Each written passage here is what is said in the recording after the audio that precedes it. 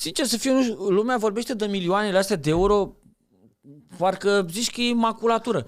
Eu n-am văzut în viața mea, nu știu Ai făcut milionul de euro până acum. Mă, nu știu, că eu nu știu, dacă stai acum să iei de când eram eu mic, tot ce Asta am zic, da. Păi da, știi cum e? Profitul este venit minus cheltuieli tot timpul.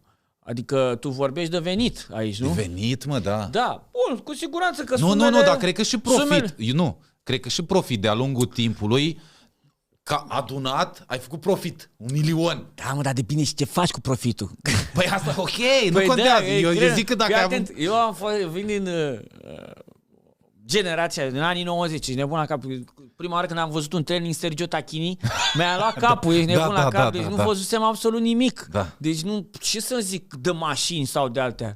Și prima oară când am făcut bani, țin minte și acum, în vremea aia, 98, luam câte $900 sau $700 la concert, era $1000 o casă. Păi închipui tu că mi-a luat vreo casă sau vreun teren? Cât bă, luai?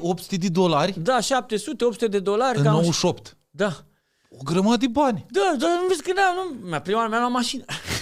Stilul, da, nici erai și mic. carnet. Ok. Ce mașină ți-ai luat? Un Ford. Bă, dar nu știam, mă. Ești 8-900? Bine, nu doar eu, eram împreună. Mă rog, da. Și cu impresarul sau cu cine mai dădeai tu? Nu, că n-aveam impresar.